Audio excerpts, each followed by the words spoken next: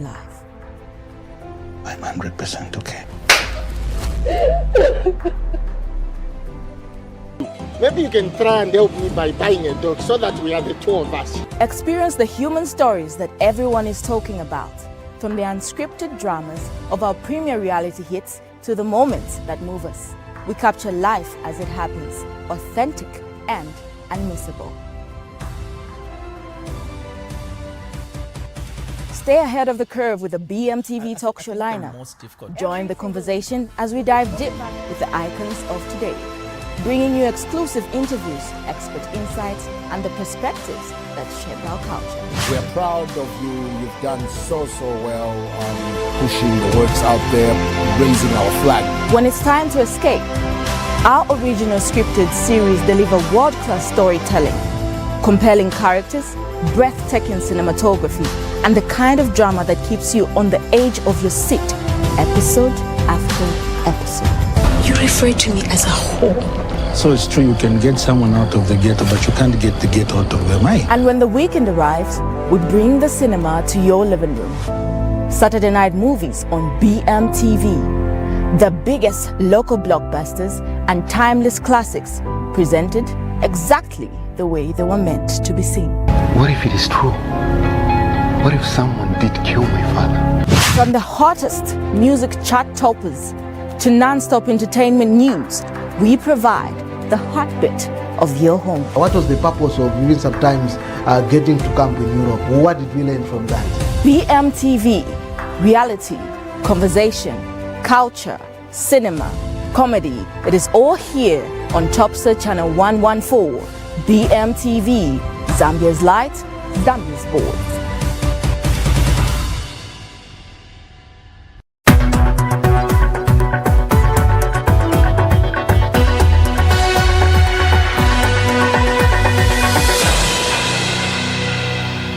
Good evening. Welcome to Bmtv Main News. We are live on Topstar channel 114, live on Facebook, Bmtv channel 114, and YouTube as Bmtv Zambia, and also you can stream on www.bmtvzambia.com. It's Thursday, the 30th of April, and we are bringing you stories making headlines right now from the heart of Zambia and the world beyond. Stay with us as we unpack the news, keep you informed, engaged, and ahead of the curve. This is your news, your channel, your Bmtv. To present it, my name is Temwani Nkata. Let's dive straight into the headlines tonight. Youth sidelined by constitutional changes, says Nkana MP Binwell Mpundu. HH pushes for Lungu burial in Zambia, dismisses witchcraft claims, and NDI calls for fair play ahead of the 2026 general elections.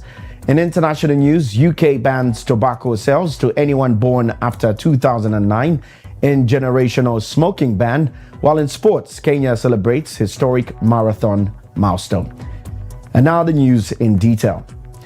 Nkana Member of Parliament Binwell Mpundu has raised concern over the continued amendment of the Constitution, stating that the changes are limiting young people's participation in national affairs. Mpundu says the current constitutional framework is not suitable for the country as it sidelines youths from actively engaging in governance and decision-making processes. He has since called for the creation of an enabling platform that will allow young people to effectively represent themselves in Parliament and contribute to national issues. The lawmaker was speaking when he featured on the Burning Issue program on 5FM Zambia. More details from this report. They've reached a place where they now are on a transactional. If we're to support you, you must be able to level the playing field, you know, deal with corruption so that the playing field is level, the Americans are able to participate, save for the mine that was opening yesterday and maybe 1-2 other projects. The Americans have simply walked back and not done business in the last couple of, the last 5 years. And so the lamentation of the Americans has been, where do our interests lie if there's rampant corruption that, does not create a level playing field? So where do we go from here? Where we go from here, according to them, is that it now must be transactional. If we're going to give you support, level the playing field. So if you can't level the playing field, if our people can't participate in business because of corruption, then we may as well have to hold on to our aid. Now, this is a very, very tricky conversation, but one that requires only transparency on both ends. Government should have been magnanimous enough to say, look, this is what the Americans are proposing, and we are agreeing to this, or we are disagreeing to this. And we discuss it as a nation. Exactly. Remember, speculations has killed nations. You know, when you create a void as government by failing to address pertinent issues affecting the people, unfortunately, there will never be a void. Somebody will come in and fill it, that void with, you know, sometimes, you know, untruth. Okay. So I think that there is need for us to discuss this matter, you know, very open. In fact, Parliament should have discussed, this. It's massive. Really massive. Yes. Interestingly, Uncle Frank, our friends are scared in discussing very important issues affecting. You may have heard me, you know, pushing them to disclose the actual details of the ZAMSA, you know, versus Acum's pharmaceutical plant that is about to be, you know, constructed via a joint venture. I even took a motion, interestingly, which they actually, you know, evaded. In the public, there's been a... President Hakainde Hichilema has firmly stated that former head of state Edgar Chagwa Lungu should be buried within Zambia, emphasizing that the matter must be handled with dignity and a sense of national responsibility. Featuring on Kitwe's Radio Ichengelo, President Hichilema rejected claims linking him to alleged witchcraft motives regarding the late president's remains, describing such assertions as baseless and misleading. He stressed that his administration's role is strictly to ensure a respectful and befitting send-off. The president noted that government efforts are centered on according the late leader full military honors in line with his status as former head of state and not driven by any hidden agenda. Addressing concerns surrounding the post-mortem, President Hichilema said the procedure was conducted to address public speculation about possible poisoning, insisting that transparency was necessary to put the matter to rest. More details from this report. A project we started. I'm sure you remember I went to Mamba and resolved the problem there. Mamba and Zesco were fighting. They were in court in London. Imagine, these Zambians can act in a strange way. They are all Zambian companies. They sue each other in London. Then to go to court, they jump on the same plane. They don't greet each other because they're angry with each other. They only see and talk to each other through lawyers in London in paying big office. So in Mamba, I said, Zesco and Mamba, let's go in that room. That's my style of leadership. I don't give excuses. I explain to people, I'm sorry about load shedding, we are doing something, we'll overcome it. Here we are. So I took them in the room, I said, you are in court in London. Mamba Mines is partially owned by government. Zesco is owned by government. This pocket of government, left and right pocket, don't know how to talk to each other. It's crazy, isn't it? You can call it a negative word. That would be okay. Negative name. But I won't do it. Because I'm your servant. So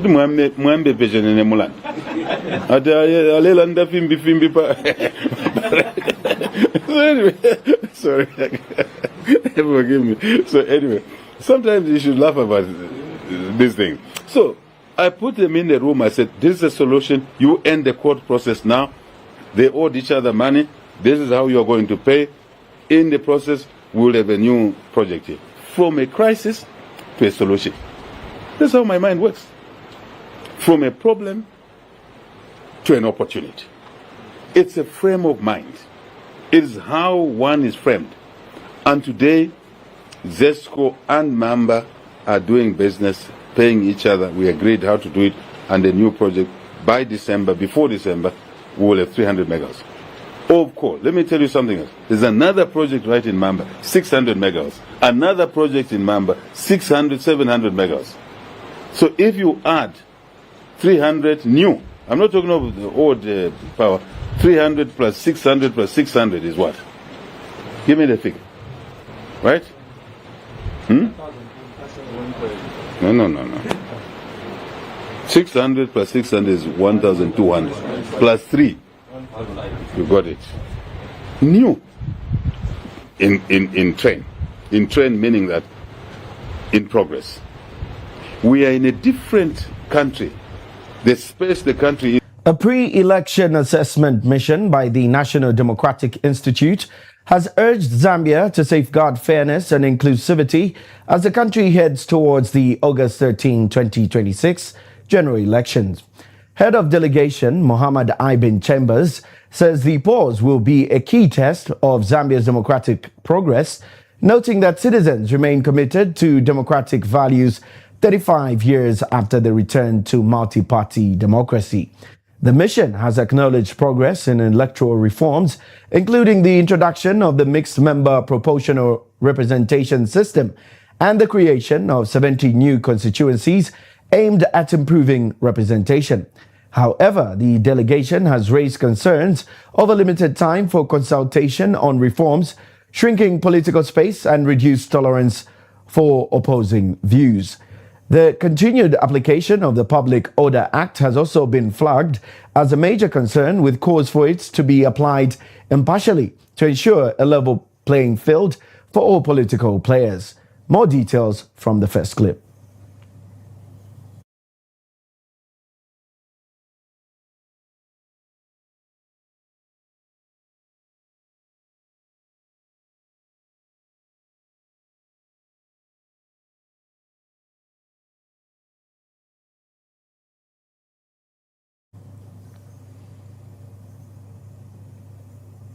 And Jemima Barlow says there's still time for stakeholders to take meaningful steps towards credible, transparent, and accountable elections. The mission has since issued 9 key recommendations, including calls for all political parties and candidates to freely hold rallies and campaign activities across the country. More details in the following report. Including the Universal Declaration of Human Rights, the African Charter on Democracy, Elections and Governance, and the SADC Principles and Guidelines governing democratic elections. The delegation met with a variety of election stakeholders, including the Electoral Commission of Zambia, party leaders from across the political spectrum, civil society actors, nonpartisan citizen election observer groups, officials of the Zambian Police Service, representatives from organizations engaging with women, youth, and persons with disabilities, media practitioners from across the spectrum, legal and academic experts, and members of the international and diplomatic communities based here in Zambia. This delegation is grateful for the warm welcome and cooperation it received from all Zambians with whom it interacted. The delegation's work was made possible with funding from the United Kingdom's Foreign, Commonwealth and Development Office, the FCDO, but the findings and recommendations are solely those of NDI and the delegation. The Zambia Red Cross Society has announced plans to resuscitate Red Cross clubs in schools across the country as part of efforts to instill a culture of preparedness, environmental stewardship, and community resilience among young people. ZRCS Communications and Public Relations Manager Esther Piri says the revival of the clubs is aimed at shaping positive mindsets in children from an early age. Ms. Piri disclosed this in Kafue District when she made a presentation on the society's disaster mandate, working closely with the Ministry of Education. She explained that initiative reforms part of the society's broader 5-year strategic plan anchored on 4 key pillars. She said the first pillar focuses on disaster risk management as well as climate change mitigation and adaptation.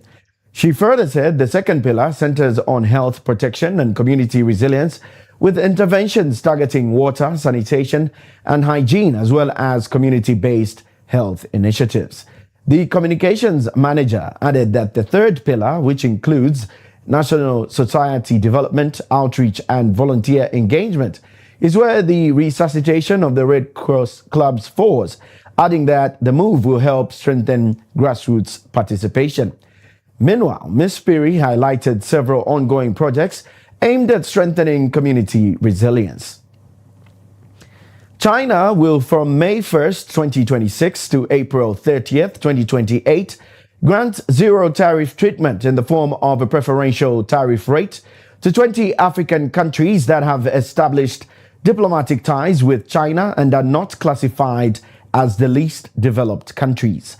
The Customs Tariff Commission of the State Council has made the announcement.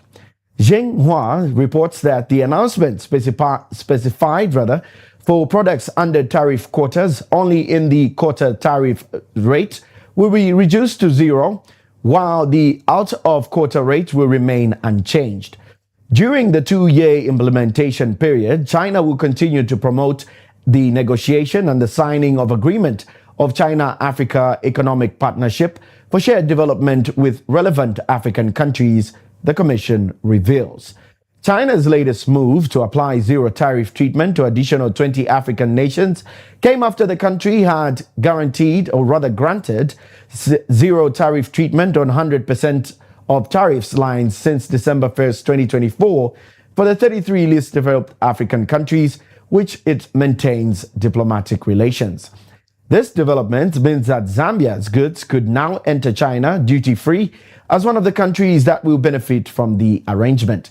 In a statement, the ministry indicated that the zero tariff arrangement is also an innovative and phased step as China and relevant African countries work towards signing the China-Africa Economic Partnership for Shared Development Agreement.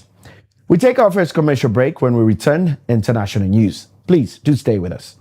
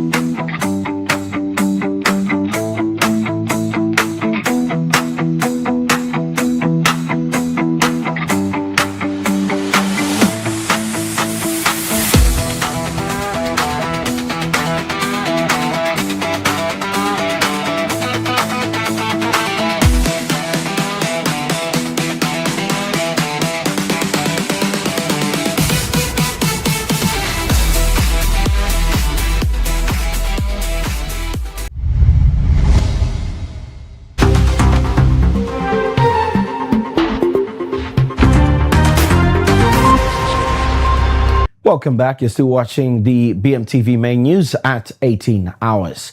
And now for international news.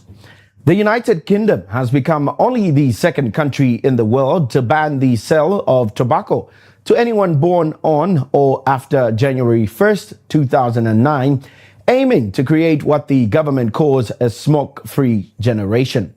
The legislation also introduces new powers to regulate vaping products, including restrictions on flavors and packaging to reduce their appeal to young people.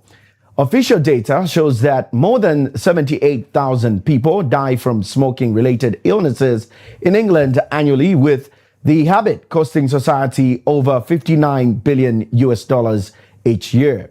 Health campaigners have welcomed the historic ban, but do say more support is needed for the 5 million people in the UK who currently smoke. Al Jazeera's Camille Nedelec has this report. These children are the smokeless generation. They will never be able to legally buy a cigarette in the UK after the British government passed a law making it illegal to sell tobacco to anyone born on or after January 1st, 2009. A law that is too late to help people like Sue. She survived cancer of the voice box 3 times. Her doctors blamed her smoking. I started as an 11-year-old. You know, it would have meant that I couldn't get access to cigarettes at all. I just wouldn't be able to buy them. So, yeah, it would have saved me giving my family the news that I had cancer if this law had been in when I was 11. More than 78,000 people die from smoking-related illnesses in England alone each year. And official data shows that every year, on average, more than 400,000 people go to hospital from illnesses caused by smoking. The impact is also financial.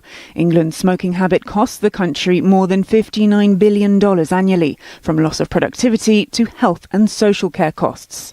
The British government has said the new smoking ban is the biggest public health intervention in a generation, and it will save lives. It also targets vaping, giving the government new powers to control how vaping is marketed and sold, including flavours and packaging, to make it less attractive.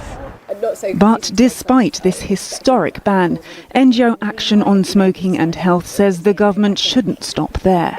We need the government to take forward all of those powers and action them. But we also need the government to do more for the 5 million people in this country that are still smoking. The bill is really great at protecting the next generation, but we've got to maintain investment and support, particularly for disadvantaged groups that continue to smoke. A recent YouGov survey suggests most people support a widespread smoking ban, though some younger Britons say the government is overstepping. It's my body. If I want to smoke, I can smoke. If I want to drink, I can drink. I know the damages towards it because even on the packets where they sell it, they have very vivid and very explicit images on it, but that's still my choice whether to get or not. The new smoking and vaping regulations will come into force in January 2027. Camille Nedelec, Al Jazeera, Westminster, London. In the Mauritanian town of Fassala on the Malian border, many refugees dream of the day they will return to their motherland. Years of instability in Mali have forced thousands to flee to neighboring country Mauritania, which has so far been spared of the Islamist violence plaguing Mali, Niger and Burkina Faso. More details courtesy Africa News. In the Mauritanian town of Fassala on the Malian border, many refugees dream of the day they will return to their motherland. Years of instability in Mali have forced thousands to flee to neighboring Mauritania, which has so far been spared the Islamist violence plaguing Mali, Niger and Burkina Faso. As soon as there is peace, I'll return to Mali.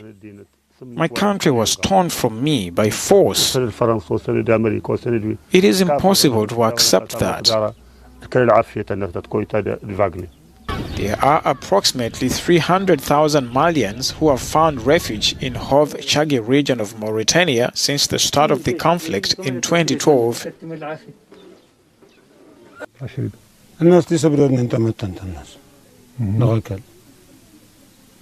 Only those who put an end to the killing among us will allow the farmer, the shepherd, and the traveler to no longer die.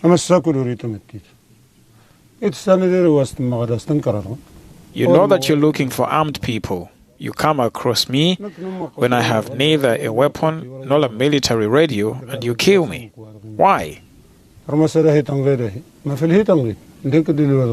What proof do you have? Did you come to kill civilians or armed men?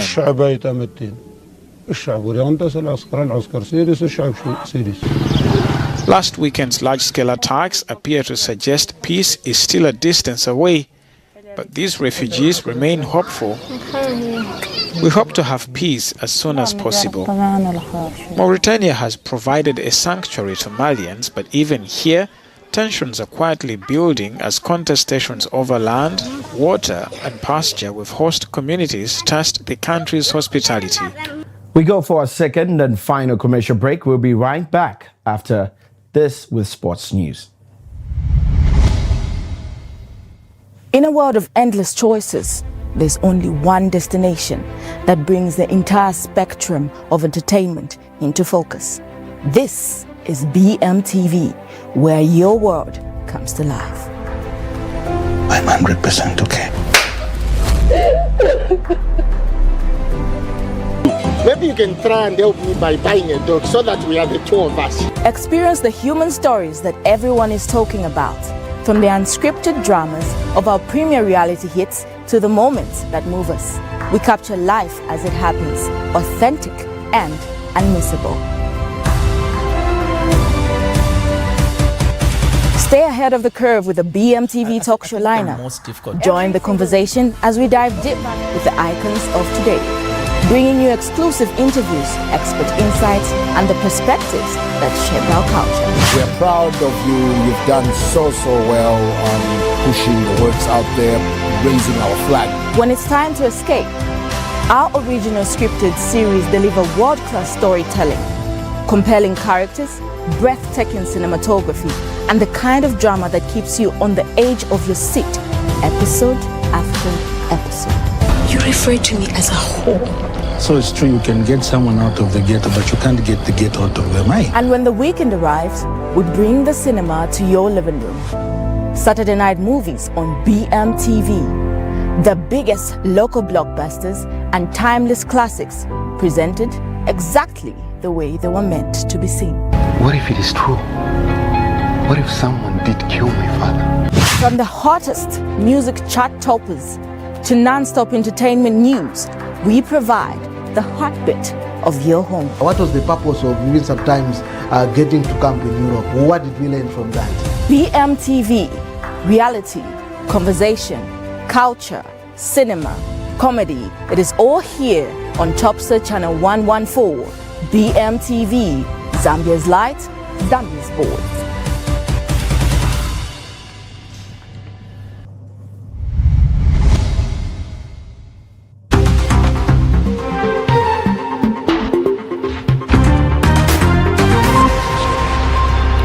Kenya has burst into celebration after long-distance runner Sebastian Sau reportedly broke the elusive 2-hour marathon barrier. The achievement has been hailed as a defining moment in the country's rich athletics history. On his return home, Sau was accorded full presidential honors, underscoring the magnitude of his accomplishment. The government also unveiled a reward package with $62,000 along with a brand new car of his choice set to feature custom number plates bearing his record-breaking marathon time. The milestone has sparked nationwide excitement, with Kenyans praising Sau's performance as both a personal triumph and a powerful symbol of the nation's continued dominance in long-distance running. Officials say the recognition reflects not just individual excellence, but Kenya's enduring legacy at the pinnacle of global marathon competition. That's all we had for tonight's news, but before we go, a recap of the headlines. Youth sidelined by constitutional changes, says Nkana MP Binwa Mpundu. HH pushes for Lungu burial in Zambia, dismisses witchcraft claims. NDI calls for fair play ahead of the 2026 general elections. And in international news, UK bans tobacco sales to anyone born after 2009 in generational smoking ban, while in sports, Kenya celebrates historic marathon milestone. A big thank you to our dedicated production behind the scenes, Jackson Tembo on transmission, Aldrich Kampamba on camera 1, Douglas Banda on camera 2, our reporters on the ground bringing you the stories as they unfold, Sontua Morris Sinkala and Ruth Musakavantu, and